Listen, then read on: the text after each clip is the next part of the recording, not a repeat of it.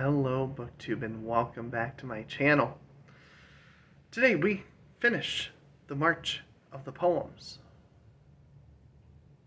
Yes, it ends on a Poetry Thursday. How absolutely perfect that turns out to be. And today we're going to end it with one of the greatest poets in the English language, John Milton. Most people probably only know him through Paradise Lost. I would wager that a lot of people probably haven't even read Paradise Lost, and that's a shame. If you haven't read it and have any interest in doing so, I strongly encourage you to pick it up. It is fantastic. It's a poem that I want to revisit. It is very long, but very, very worth your time. Much in the same way I would tell you that Chaucer with the Canterbury Tales, Spenser with Fairy Queen, are absolutely worth your time. So I would strongly encourage, if you enjoy what you hear of Milton today, to check him out in more depth.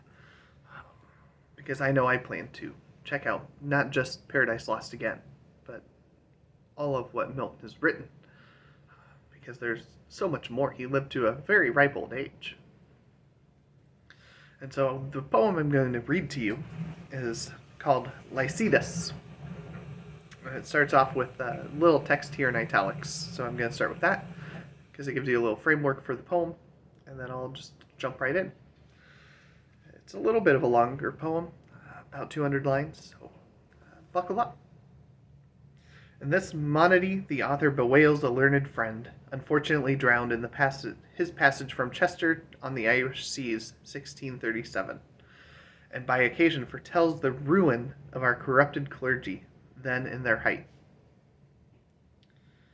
Yet once more, O ye laurels, and once more, ye myrtles brown, with ivy never sere, I come to pluck your berries harsh and crude, and with forced fingers rude, shatter your leaves before the mellowing year. Bitter constraint, and sad occasion dear, compels me to disturb your season due, for Lycidas is dead, dead ere his prime, young Lycidas, and hath not left his peer. Who would not sing for Lycidas? He knew himself to sing, and build the lofty rhyme. He must not float upon his watery bier, and wept and welter to the parching wind, without the meed of some melodious to hear. Begin then, sisters of the sacred well that from beneath the seat of Jove doth spring. Begin, and somewhat loudly sweep the string. Hence with denial vain, and coy excuse, so may some gentle muse with lucky words favor my destined urn. And as he passes turn, and bid fair peace to be my sable shroud. For we were nursed upon the selfsame hill, fed the same flock, by fountain, shade, and rill. Together both, ere the high lawns appeared under the opening eyelids of the morn, we drove afield, and both together heard what time the grey fly winds her sultry horn. Battening our flocks with the fresh dews of night, oft till the star that rose, at evening, bright toward heaven's descent had sloped his westering wheel. Meanwhile the ritual ditties were not mute, tempered to the oaten flute. Rough satyrs danced, and fawns with cloven heel from the glad sound would not be absent long. And old Damoteus loved to hear our song. But oh, the heavy change, now thou art gone. Now thou art gone, and must never return. Thee, shepherd, thee the woods and desert caves, with wild thyme and the gadding vine overgrown, and all their echoes mourn. The willows and the hazel copses green shall now no more be seen, fanning their joyous leaves to thy soft lays. As killing as the canker to the rose, or taintworm to the weanling herds that graze, or frost to flowers that their gay wardrobe wear, when first the white thorn blows, such, Lycidas, thy loss to shepherd's ear. Where were ye, nymphs, when the remorseless deep closed o'er the head of your loved Lycidas? For neither were ye playing in the steep, where your old bards, the famous Druids, lie, nor on the shaggy top of Mona high, nor yet where Deva spreads her wizard stream. Ay me, I fondly dream, had ye been there, For what could that have done? What could the Muse herself that Orpheus bore? The Muse herself, for her enchanting son, whom universal nature did lament, when by the rout that made the hideous roar his gory visage down the stream was sent, down the swift Hebrus to the Lesbian shore. Alas! what boots it with unkescent care to tend the homely sighted shepherd's trade, and strictly meditate the thankless Muse? Were it not better done as others use, to sport with Amaryllis in the shade, or with tangles of Neaera's hair? Fame is the spur that the clear mind doth raise, that last infirmity of noble mind, to scorn delights and live laborious days. But the fair guerdon where we hope to find, and think to burst out into sudden blaze, comes the blind fury with the abhorred shears, and slits the thin-spun life. But not the praise, Phoebus replied, and touched my trembling ears. Fame is no plant that grows on mortal soil, nor in the glistering foil set off to the world, nor in broad rumors lies, but lives and spreads aloft by these pure eyes, and perfect witness of all judging Jove, as he pronounces lastly on each deed. Of so much fame in heaven expect thy meed. O fountain Arethusa, and thou honoured flood, smooth sliding Meneceus, crowned with vocal reeds, that strain I heard was of higher mood. But now my oat proceeds, and listens to the herald of the sea that came in Neptune's plea. He asked the waves, and asked the felon winds, what hard mishap hath doomed this gentle swain, and questioned every gust of rugged wings that blows off from each beaked promontory. They knew not of his story, and sage Hippolytus their answer brings, that not a blast was from his dungeon strayed. The air was calm, and on the level brine sleek Panope with all her sisters played. It was that fatal and perfidious bark, built in the eclipse, and rigged with the cursed dark, that sunk so low that sacred head of thine. Next Camus, reverend sire, went footing slow, his mantle hairy, and with his bonnet sedge, enwrought with figures dim, and on the edge, like that to sanguine flower, inscribed with woe. Ah, who hath reft, quoth he, my dearest pledge? Last came, and last did go, the pilot of the Galilean lake. 2 massy keys he bore of metals twain, the golden opes, the iron shuts amain. He shook his mitred locks, and stern bespake, how well could I have spared thee, young swain, enow of such as for their belly's sake creep and intrude and climb into the fold.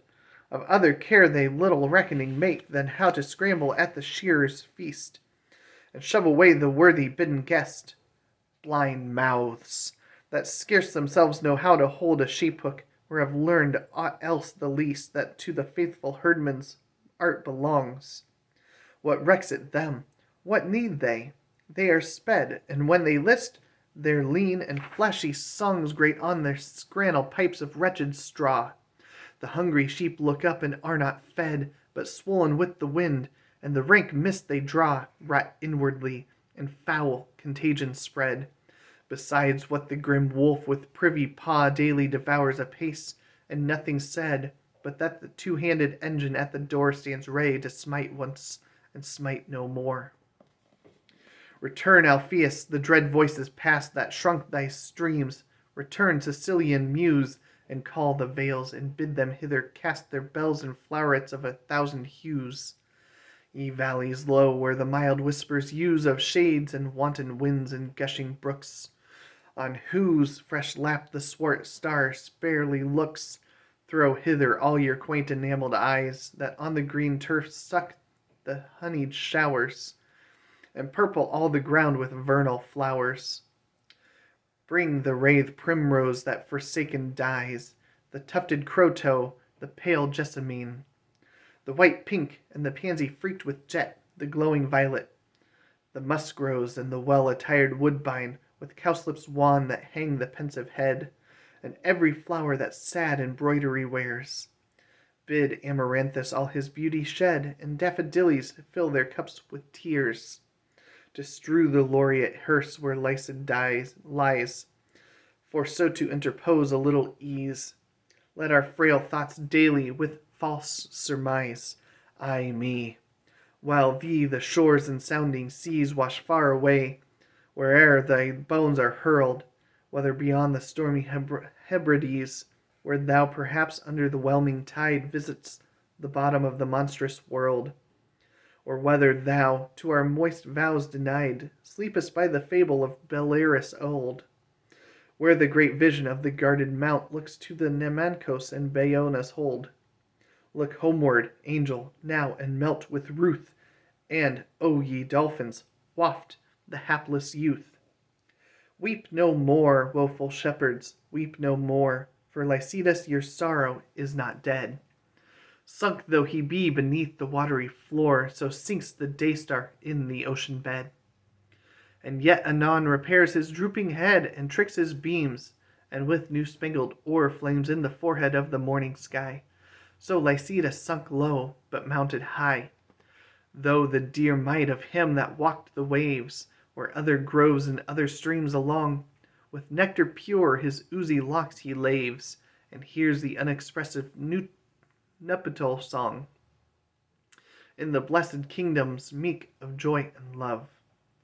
There entertain him all the saints above, in solemn troops and sweet societies that sing, and singing in their glory move, and wipe the tears forever from his eyes. Now, Lycidas, the shepherds weep no more.